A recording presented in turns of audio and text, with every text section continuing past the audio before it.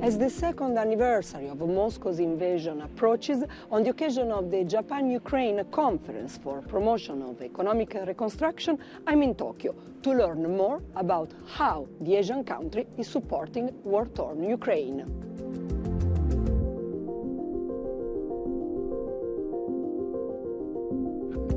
Japan is the perfect example of how to rise like a phoenix from the ashes.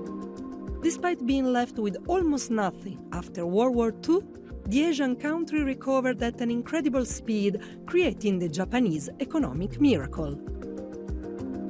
This resilience and know-how has since helped Japan recover quickly after major natural disasters.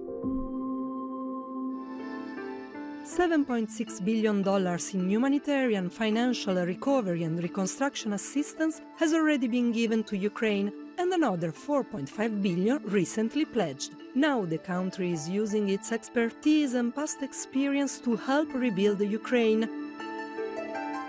One thing that our experience shows is that the resilience is much more than a material issue. It's not just a matter of fixing physical infrastructure. It's about harnessing the full capabilities of a society, its know-how, its social and cultural systems, and its people.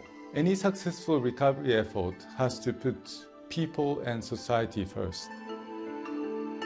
Japanese assistance is involved in various areas. One of those is the removal of debris. The Japan International Cooperation Agency coordinates the national government's official assistance to other countries. They have facilitated a visit for Ukrainian officials to Japan to gain insights into waste management. When the Tohoku earthquake and tsunami occurred, the government quickly established a national master plan. In just 3 years, they completed almost all debris management, with over 80% of waste recycled and only 26% of non-combustible waste disposed.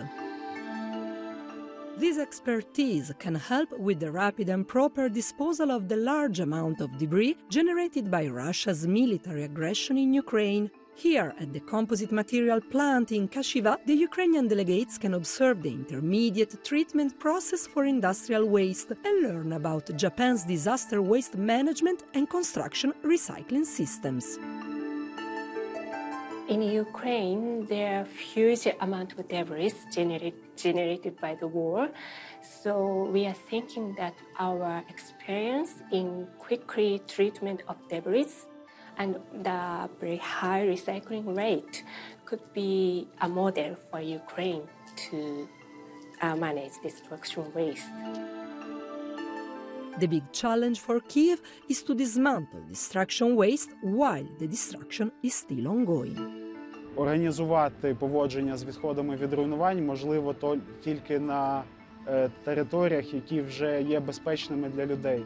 Спочатку проводиться розмінування територій, первинне очищення, і тільки після цього можна організувати управління з відходами. Several Japanese companies are investing in Ukraine's agriculture, energy, green metallurgy and construction industries to support the country's economic reconstruction. IHI, a major Japanese manufacturer of heavy machinery, is planning to build a large-scale suspension bridge on the Danube, linking southwest Ukraine with Romania. It will look like the Braila Bridge, located 200 kilometers from Bucharest and completed by IHI last year. The purpose is to increasing connectivity between the Ukraine and the EU. Now, Poland is currently main EU route. Considering the future increasing the trade value, it may be better to have alternative road. The bridge's construction, which is going to take about 6 years, will start when the war ends. Japan's support is also humanitarian. An estimated 20,000 Ukrainians have had amputations since the beginning of the war, due to the constant shelling and mines. In Japan, startups such as Instalim are sharing their expertise to provide assistance. Physical and psychological rehabilitation of war-affected people is a priority. The need for prosthetic devices in Ukraine is high.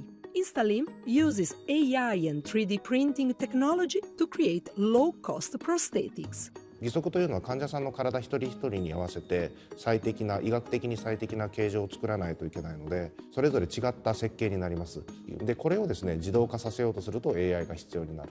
3D プリンターという新しい製造機械を使うとそれぞれ違った形を一つ一つ出力できる機械で出力できるので非常に義足を安くできることができるというので非常に重要なテクノロジーです。Instalim plans to train Ukrainians to make prosthetics to shorten production time and increase efficiency.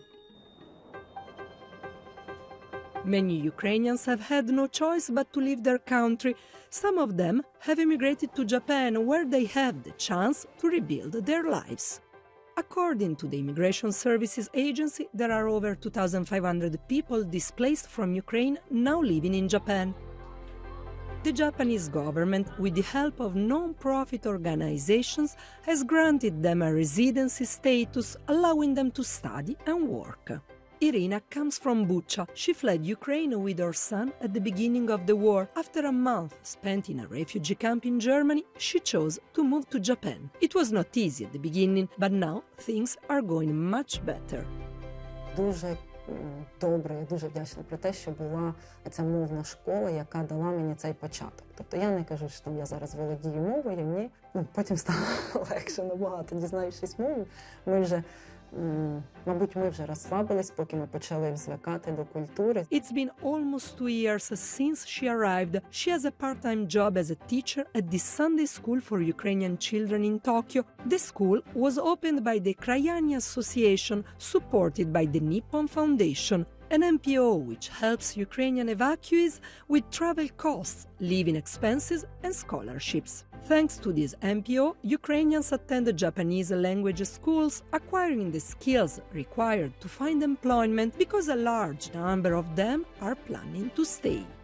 2023年の8月に同じく避難民の帰国定住希望をアンケートで聞いたところで、その結果としては 74% の方が日本に長く住みたいといった結果を受けておりまして、その数は去年と比べても増え続けているといったところが我々の分析結果になります。For people who have fled a conflict, it's crucial to integrate in a new society. That's why events such as this one are frequently organized. Sharing their culture and traditions with the locals, Ukrainians can move on and feel hopeful about a better future, while their country's recovery is supported by international partners.